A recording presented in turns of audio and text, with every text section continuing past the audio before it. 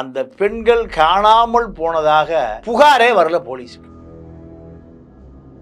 இப்போ பம்பாயில் ஒரு கிராண்ட் ரோடு விபச்சார பெண்கள் 1,00,000க்கு மேற்பட்டவர்கள் இருக்கிறார்கள். அதே போல் டெல்லியில் ஜிபி ரோடு பாலியல் பெண்கள் 1,00,000 பேர் இருக்காங்க. கல்கட்டா சோனாலி கஞ்ச் 1,00,000 பேர் இருக்காங்க. 3,00,000 பேர் நேரடியாக இருக்கிறார்கள். மறைமுகமா பல லட்சம் பேர் இருக்காங்க. A+ குற்றவாளி B+ குற்றவாளின்னு இங்கே ஒரு அதாவது இங்கே ஒரு சுதந்திர போராட்டத்தையே இந்தியாவில் ஸ்டார்ட் பண்ணணும். பம்பாயில் இருக்கக்கூடிய 1,00,000 அந்த பெண்களுடைய வாழ்க்கை விரும்பியோ விரும்பாமலோ தெரிந்தோ தெரியாமலோ அவர்கள் அந்த வாழ்க்கையை ஏற்றுக்கொண்டு விடுகிறார். பெங்களூரில் ஒரு முறை பார்த்தேன், ஒரு குழந்தைய கையை சுட்டு, அவருடைய குழந்தை அல்ல, கையை சுட்டு கையை கருக்கி அந்த குழந்தை மயங்கி இருக்கு, பிச்சை எடுக்கிறத காமிச்சு. அப்போ இது போன்ற கடத்தல் எதற்காக நடத்துவது? விபச்சாரத்திற்காக பெண்களை கடத்துவது. கூலிப்படை காசை கொடுத்தா ரசிச்சு கொலை பண்ணுகிற கூலிப்படை எங்க இருக்கான்?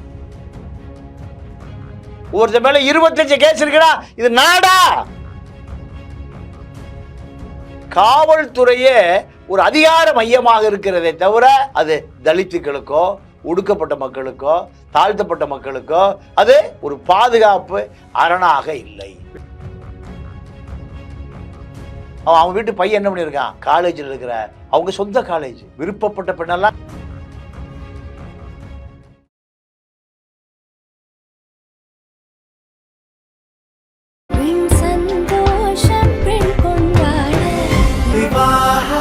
மணப்பெண்ணின் பிரத்யேகமான திருமணம் விவாஹா தி சென்னை சில்க்ஸ். உலக தமிழர்களுக்கு வணக்கம். இன்றைய நிகழ்வில் நம்மோடு அரசியல் விமர்சகர் மூத்த பத்திரிகையாளர் திரு தமிழா பாண்டியன் அவர்கள் நிகழ்வில் இணைகிறார்கள். ஐயா வணக்கம். வணக்கம். தலைநகர் டெல்லியில் கடந்த 2 வாரமா ஜனவரியில் தொடங்கி இந்த 15 நாட்கள்ல ஒரு 800 பேர் காணாமல் போயிருக்கிறார்கள். தென்படல எங்க இருக்காங்கன்னு தெரியல. அதுல குறிப்பா 60% பேர் பெண்களும் இன்னும் டீனேஜ் 13, 14, 15, 16 வயது சிறுமிகளும் காணாம போயிருக்காங்க அப்படின்ற தகவல் இன்றைக்கு இந்தியா முழுவதும் ஒரு பரபரப்பை ஏற்படுத்தியிருக்கிறது. என்ன நடந்து கொண்டு இருக்கிறது நீங்க நினைக்கிறீங்க? இல்லை, இது போன்ற பல செய்திகள், திடுக்கிற வைக்கிற பல செய்திகள் இந்தியாவில் மிக சாதாரணமாக கடந்து போக வேண்டியிருக்கு. வழக்கமாக நடக்கிற ஒன்று தான் அதெல்லாம். அதாவது நீங்கள் டெல்லியில் ஒரு 10 வருடங்களுக்கு முன்பு சாக்கடை தோன்றாங்க. சாக்கடை தோன்றுகிற பொழுது மனித எலும்புகளாக வருது. மனித எலும்புகளாக வருகிற பொழுது இந்த மனித எலும்புகள் எப்படி இங்கு புதைக்கப்பட்டது? ஒன்று சுடுகாடாக இருக்கணும், இல்லை என்றால் செயற்கையாக கொன்று பிதைத்திருக்கணும். ஆனால் சுடுகாடுனா ஒரே குழியில் 20க்கு மேற்பட்ட எலும்புகள் வராது. அப்போ அது திட்டமிட்டு கொலை செய்யப்பட்டு அது பிதைக்கப்பட்டிருக்கும். 10 ஆண்டுகளுக்கு முன்னாடி. ஆமாம் ஆமாம். என்ன விசாரித்த பொழுது ஒருவர் இளம் பெண்களை பாலியல் ரீதியாக கடத்தி கொண்டு வந்து கொலை செய்து அந்த எலும்புகளை அவர் அங்கு புதைத்திருக்கிறார் என்பதற்கான ஆதாரம். அவர் மீது விசாரணை நடந்தது. விசாரணை நடந்து கொலையை ஒப்புக்கொண்டார். பாலியல் ரீதியாக விபச்சார பெண்களை, பாலியல் தொழிலுக்கு வருகிற பெண்களை கொண்டு வந்து அவர் அதே போன்று அங்கு புதைத்திருக்கிறார்னு டெல்லியை ஒட்டிய ஒரு புறநகர் பகுதியில் பெரிய செய்தியானது.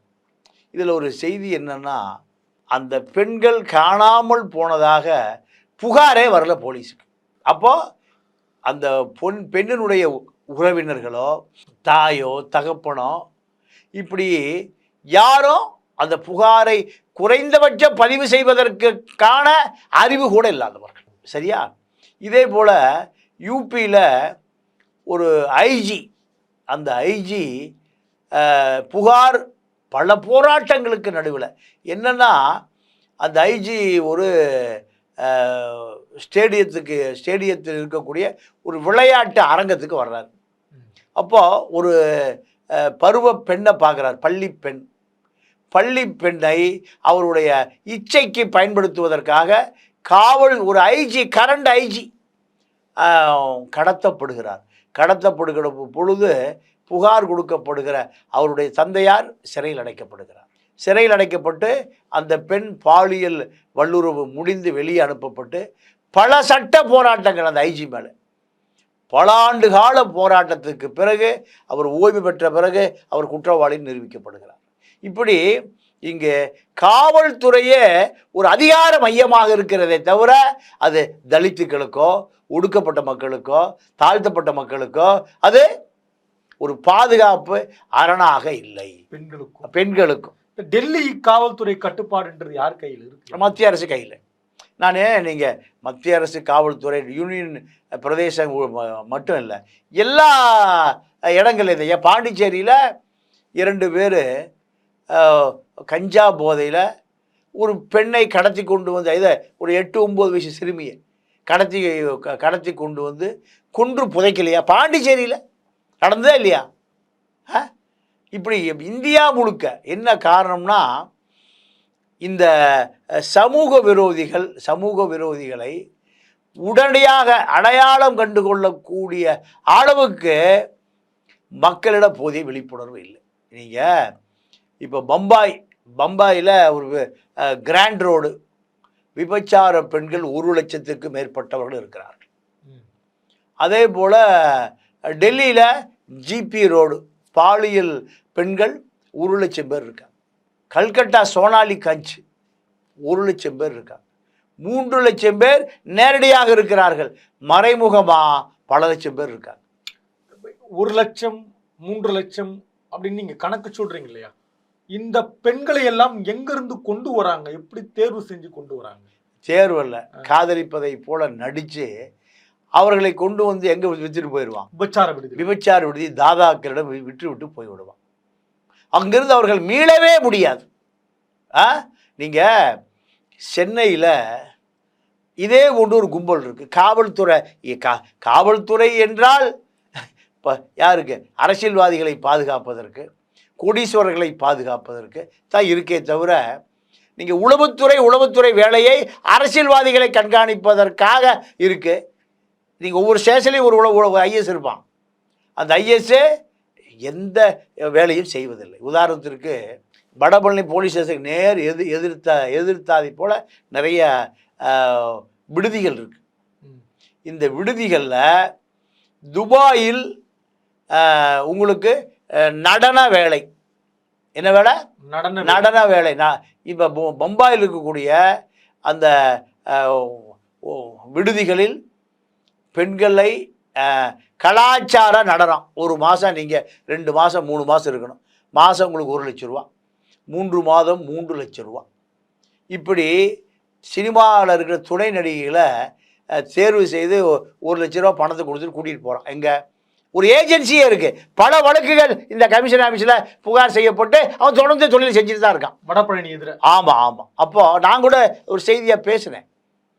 அவன் என்ன பண்ணுவான்னா, நீங்கள் கலாச்சார நடனம் எங்கே ஒரு 3 நட்சத்திர விடுதி, 5 நட்சத்திர விடுதி, இது போன்ற விடுதிகளில் உங்களுக்கு நடனம் ஆடுவது தான் வேலை. இப்போ குரூப் டான்ஸர் இருக்காங்கள்ல, இவங்க கூட்டிகிட்டு போன உன்னையும் அங்கே அவர்கள் விபச்சாரத்தில் தள்ளிடுறோம். உங்களுக்கு தெரியாதுல எப்படி நடக்கும்னு தெரியாது. அப்போது கூட்டிகிட்டு போய் அவர்களை விபச்சாரத்தில் தள்ளிவிடுவது, மறுக்கிற பெண்களை தனி அறையில் அடைத்து வைத்து உணவு கொடுப்பதில்லை, அடி உதை மிதி. 1 வாரம் 2 வாரம் 3வது வாரம் அந்த பெண் ஒரு நாளைக்கு ஒரு 5 வாடிக்கையாளர்களோடு தங்க வேண்டி வரும். எவ்வளவு கொடூரம் பாருங்க. அப்போ இப்படி பல வழக்கு சென்னை வடபழனி ஸ்டேஷனுக்கு ஏற்றுலேயே இருக்குது. ஏன் இதை நடவடிக்கை? அவனை பிடிச்சி குண்டாசில் போடணும். இல்லைன்னா அவனை நீங்கள் இந்த சட்டத்தில் சமூக விரோதி கூட தப்பிச்சுக்கிறான். ரிமாண்ட் பண்ணி என்னை கொண்டு போய் இப்படி சொல்கிற குற்றவாளி தான் இருக்கான். A+ குற்றவாளி, B+ குற்றவாளின்னு. இங்கே அதாவது இங்கே ஒரு சுதந்திர போராட்டத்தையே இந்தியாவில் ஸ்டார்ட் பண்ணணும். நீங்கள் காஷ்மீரில் ஒரு 7 வயது சிறுமி அபிபாவா அந்த அசீனான்னு ஆமாம், அந்த பெண்ணை 7 வயது சிறுமியை கோயிலுக்குள்ள அடைத்து வச்சு கற்பழித்தவர்களை காப்பாற்றுவதற்கு வழக்கறிஞர் திரண்டு வரான். ஆசிஃபா ஒரு முஸ்லீம் மேய்ப்பருடைய ஆமாம் ஆமாம் ஆடு மேய்ப்பருடைய பொண்ணு. அந்த பெண்ணை அடைத்து வைத்து என்ன குத்து உயிரா கொலை உயிரா இருக்கும், முதுகு தண்டையை உடைச்சிருக்கான். அப்போ அந்த குற்றவாளி மீது எந்த சிஎஸ்ஆர் கூட போடலைன்னா இது ஒரு நாடான்னு பாருங்க. அப்போ இங்கே இருக்கிற மக்களுக்கு இந்து மத எவ்வளவு பெரிய பாதிப்பு. அவளுக்கு வேற ஒன்றுமே இல்லை, அவர் இந்து சிறுமியாக இருந்தால் காப்பாற்றப்பட்டிருப்பான்.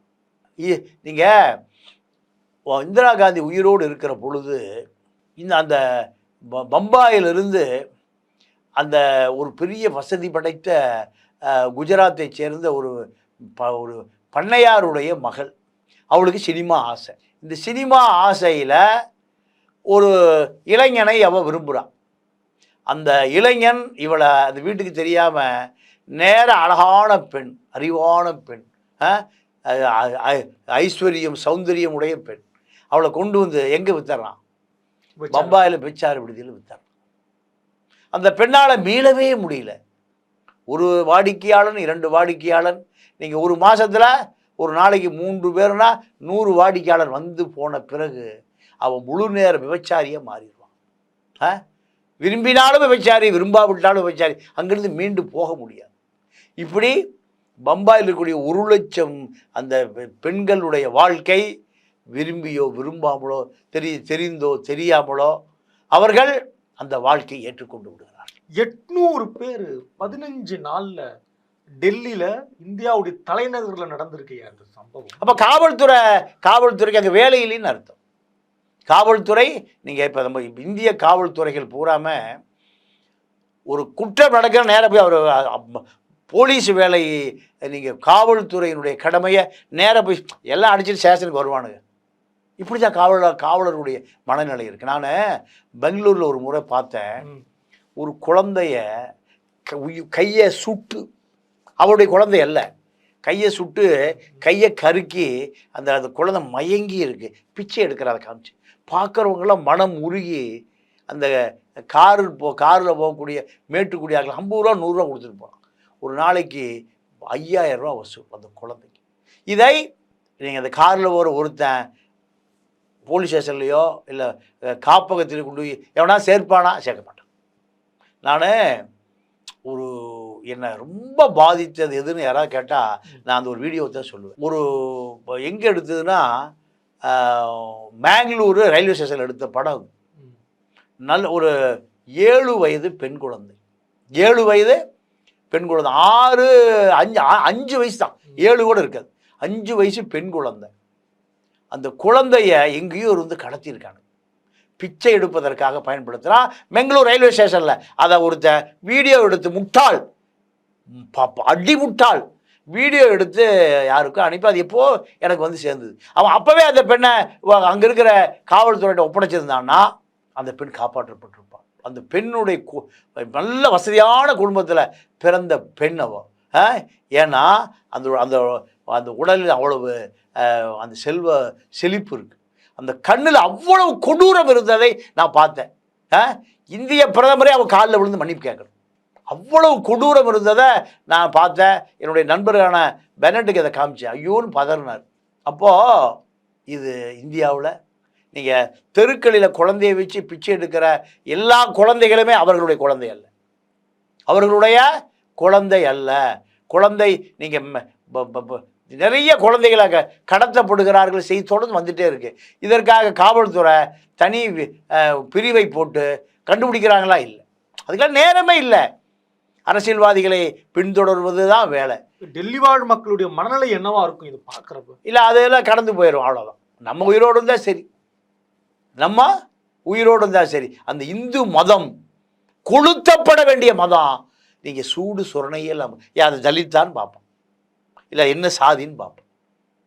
மனிதனானு பார்க்குற உணர்வே போச்சுங்க. இதெல்லாம் எப்போ நீங்கள் ஐரோப்பா நாடுகளில் நானும் போயிருக்கேன். ஒரு சின்ன தவறு கூட காவல்துறை அங்கே அப்படியே வந்துடும், ஒரு நிமிஷத்தில் வந்துடும். யாரும் அழைக்கவே வேண்டியதில்லை. அந்த கேமராவை பார்த்து கொண்டு இருக்கிறவன் உடனே கூட சொல்லுவான், அந்த இடத்துக்கு போ. இப்படி வியட்நாமில் காவல்துறையே இல்லைங்க, எவனுக்கு தப்பே பண்ணுறது இல்லைங்க. எவ்வளோ ஒரு அழகான நாடு, அன்பான நாடு வியட்நாம். இங்கே காரை ஏற்றி கொள்றானுங்க. நடைபாதையில் படுத்துட்டு அப்போ இதுக்கு ஒரே காரணம், இந்த நாட்டில் இப்போ நீங்கள் இந்து மதம் ஒரே விஷயம்தான், அவனை கேவலமாக பார்க்குற மனநிலை. இப்போ இதில் கூட டெல்லியில் நடந்திருக்கு இல்லையா, அடுத்த கட்டமாக என்ன பண்ணணும், என்ன பண்ணி இதை நம்ம தடுத்து நிறுத்தணும்? இல்லைங்க, இது காதுக்கு இது போகும் எல்லாம் நீங்கள் நல்ல கேள்வியை கேட்டீங்க. ஒன்று ரொம்ப உணர்ச்சி வசப்பட்டு பேச வேண்டிய சொல்லி. அதாவது கொரோனா காலம் டெல்லியில் சுத்திகரிப்பு பணியாளர்கள் முழுக்க பீகாரிகளும் ஒரிசா ஆட்களும் தான். ரயில் பஸ்ஸு எல்லாத்தையும் நிறுத்திட்டான். உணவுக்கு வழி இல்லை. யாருக்கு? அந்த பணியாளர் ஊழியர்களுக்குன்னா நான் சொல்லுகிற ஊழியர் யாருன்னு கேட்டிங்கன்னா தினக்கூலி. அவர்கள் அத்தனை பேரும் குழந்தை குட்டிகளோடு கிளம்பி டெல்லியிலிருந்து பாட்னா போகிறோம். டெல்லி எங்கே இருக்குது, பாட்னா எங்கே இருக்குது? டெல்லியிலிருந்து கிளம்பி புவனேஸ்வர் போகிறான். டெல்லியிலிருந்து கிளம்பி யூபி போகிறான். நான் ஒரு படத்தை பார்த்தேன், நடந்து போய் செருப்பு இல்லை, நடந்து போய் கால் இருக்கிற அந்த தோல் பிஞ்சு சதா தெரியுது, நடந்து போகிறான். இந்த கூத்து உலகத்தில் எங்கேயாவது எத்தியோப்பியாவில் இருக்குமா? எத்தியோப்பியாவில் இருக்குமா? அரசு அங்கே இல்லை, அரசு அமைப்பே இல்லை. ஆப்பிரிக்க காடுகள் இப்படிலாம் இருக்குமா? இதை டிவியில் காமிக்கிறான். குழந்தை குட்டியோடு நடந்து குறைஞ்சது ஒரு 1000 மைல் நடக்கிறாங்க, 500 மைல் நடக்கிறாங்க. குழந்தை குட்டியெல்லாம் நடக்குது. இது பிரதமர் பார்த்துருக்க முடியாதா? இல்லை உள்துறை அமைச்சர் பார்த்துருக்க முடியாதா? ரயில்வே துறை அமைச்சர் பார்த்துருக்க முடியாதா? பார்த்துருப்பான். காரணம் அதையெல்லாம் தலித்துக்க, வேற ஒன்றுமே இல்லை. நீங்கள் ஒரு மாத காலம் இந்தியாவே முடங்க போகுது. அதனால் ஒரு வார காலம் புகை வண்டி இலவசமாக பயணிக்கும். அவன் எங்கே போய் இறங்கணுமோ அங்கே போய் இறக்கி ஒரு வார காலம் அத்தனை ரயில்களும் இலவசமாக ஓட்டினா பல லட்சம் கோடியா நட்டமாயிரும். பல லட்சம் கோடி மனித உயிர்களை விட அந்த ரயில் பெட்டிக்கு உயிர் இருக்கா? ஒரு வார காலம் காஷ்மீரிலிருந்து கன்னியாகுமரி வரை அனைத்து ரயில்களும் இலவசமாக போகும்பியா. கொரோனா வந்துருச்சு, 6 மாதம் ஓடாது, 3 மாதம் ஓடாது. நீங்கள் போய் சேர வேண்டிய இடத்துக்கு சேர்ந்துங்க. இதே ஒரு ஐரோப்பா நாடாக இருந்தால் இந்த ஆங்கிலேய இந்த அறிவிப்பை சொல்லியிருப்பான். ஆனால் இங்கே 1ஆம் தேதி காலையில் ரயிலில் நின்றுச்சு, 1ஆம் தேதி காலையில் ட்ரெயின் ஓடலை. அவன் எங்கே போவான்? வீடு இருக்கிறவன் வீட்டுக்கு இருப்பான். பிளாட்ஃபாரத்தில் பல லட்சம் பேர் படுத்து கிடக்கிறானே. இந்தியா முழுக்க பிளாட்ஃபாரம் வாசிகள், கேரா பிளாட்ஃபார்ம், வீடே இல்லாதவன் பல லட்சக்கணக்கான பேர் வாழ்கிறான. அவன் எங்கே போவான் என்பதை இந்த அதிகார மையம் யோசித்ததா? இல்லை, அப்போ இது போன்ற கடத்தல் எதற்காக நடந்து? விபச்சாரத்திற்காக பெண்களை கடத்துவது, பிச்சை எடுப்பதற்காக பெண்களை கடத்துவது, இது ரெண்டும் சாதாரணமாக நடக்கும். இந்த குற்றவாளிகளுடைய பின்னணி என்னவா இருக்கும்? எவ்வளவு துணிச்சலாக செயல்படுறாங்க. அவனை போலீஸுக்கு காவல்துறை பிடிச்சா அவன் ஜெயிலுக்கு போயிட்டு வெளியில் இருக்கிறதை விட சௌரியமாக ஜெயிலுக்கு போயிட்டு வந்துடுவான். சாதாரணமாக ஜெயிலுக்கு போயிட்டு வந்துடலாம். நீங்கள் எந்த குற்றவாளிகளும் குறைந்ததாக சரித்திர பதிவேடே இல்லையே. நீங்கள் கூலிப்படை காசை கொடுத்தா ரசித்து கொலை பண்ணுகிற கூலிப்படை எங்கே இருக்கான்? மதுரையில் இருக்கான், சிவகங்கையில் இருக்கான், ராமநாதபுரத்தில் இருக்கான், தூத்துக்குடியில் இருக்கான், திருநெல்வேலியில் இருக்கான். 5 மாவட்டத்துலேயும் நீங்கள் ஆளை காமிச்சிட்டே கையை வெட்டுவான், காலை வெட்டுவான், ஆளை வெட்டுவான். நடக்குதா இல்லையா? இந்த கூலிப்படையுடைய பட்டியல் டிஜிபிக்கு தெரியாதா? ஒருத்தர் மேலே 25 கேஸ் இருக்குடா, இது நாடா? இல்லை சொல்லுங்க, 25 கொலை குற்றவாளிய கொலை கேஸை நிரூபிக்க முடியலனா போலீஸ் தேவையா? ஏங்க கேவலமா இல்லை? பட்டு கேவலமா இல்லது? ஒருத்தர் மேலே எத்தனை கொலை கேஸ்? இது ஆம்ஸ்ட்ராங் கொலை வழக்கில் கைது செய்யப்பட்ட அத்தனை குற்றவாளிகளுமே 10 கொலை வழக்கு குறைந்தபட்சம் இருக்கிறவன் தான் மறுபடியும் வெளியே வந்திருக்கான். அப்போ 10 பேர் செத்ததுக்கான தண்டனை, 5 பேர் செத்ததுக்கான தண்டனை. நீங்க இந்த செய்தியை கேட்டோன்னு என்ன நினைச்சீங்க? டெல்லியில 800 பேர் காணோம். இல்லைங்க, இது மிக சாதாரணமான செய்தியாக தான் நான் நினைச்சேன். அப்படித்தான் நினச்சேன். ஏன்னா நீங்கள் இப்போ கர்நாடகாவில் பள்ளி பையோடு எரிச்சேன்னு ஒருத்தர் ஸ்டேட்மெண்ட் கொடுத்தான். சிபிஐயில் இருக்கக்கூடிய ஒரு அம்மையாருடைய மகளே காண, ஒரு மெடிக்கல் காலேஜ் மாணவியே காணன்னு சிபிஐயில் இருக்கிறது. அதுக்கே நடவடிக்கை இல்லையே. ஏட்டையாவே எஸ்ஐ இல்லை. இங்கே சிபிஐயில் இருக்கக்கூடிய ஒரு அம்மையாருடைய மகள் மருத்துவக் கல்லூரி, அந்த கர்நாடகா மருத்துவக் கல்லூரியில் காணணும். அவர் எங்கே இருக்கார்? ஆர்எஸ்எஸில் ஒரு பெரிய போஸ்ட். சிபிஐ போக முடியுமா? ஐபி போக முடியுமா? ரா அதிகாரிகள் போக முடியுமா? அப்போ அவன் வீட்டு பையன் என்ன பண்ணியிருக்கான்? காலேஜில் இருக்கிற அவங்க சொந்த காலேஜ், விருப்பப்பட்ட பெண்ணெல்லாம் கடத்திட்டு போய் கொன்று எரிச்சிருக்கான். அப்போ உணர்ச்சியே இல்லாமல் பண்ணிட்டான் அந்த இந்து மதம். அந்த அளவுக்கு இருக்கு. உணர்வே இல்லை, உணர்ச்சியே இல்லைங்க. அப்போது இதெல்லாம் இப்போ 3 லட்சம் பேர் விபச்சார பெண்கள் இருக்கா நான் சொல்கிறேன் இந்தியாவில், பம்பாய், டெல்லி, கல்கட்டாவில். இந்த 3 லட்சம் பேர் எப்படி வந்திருப்பான்னு நினைக்கிறீங்க? கடத்தப்பட்டு நீ காணா போன பட்டியல் தான் இது. எந்த குடும்ப பின்னணி, எவ்வளவு பஞ்சமா பாவம். 14, 15, 16 வயது சிறார்கள் காணாம போயிருக்காங்க. பெற்றோர்கள் என்ன பதட்டப்படுவாங்க? குழந்தை நிலைமை என்ன? எதிர்காலம் என்ன? கொடுமை. ஒரு ஆளுகிற அரசு, அதுவும் தலைமை இல்லையா? அது டெல்லின்றது தலை இல்லையா? நமக்கு எல்லா ஸ்டேட்லையும் நடக்குது இது. நீங்கள் வெடிச்சதுனால நம்ம பேசுறோம். ஆமாம். இது சில என்ஜிஓஸ் நிறுவனங்கள் இதை பெருசாக செய்தியாகலாம். இந்த செய்தியை அவர்கள் மனிதாபிமானத்தோடு இந்த என்ஜிஓக்கள் இதை செய்தியாக்கலாம். இப்போ டெல்லியில் பெண்கள் காணாமல் போனதை பற்றியும் இதான் கதை. உலகம் முழுக்க எஃப்சிஸ் ஃபைல் பற்றி அதான் கதை. நன்றி, வணக்கம்.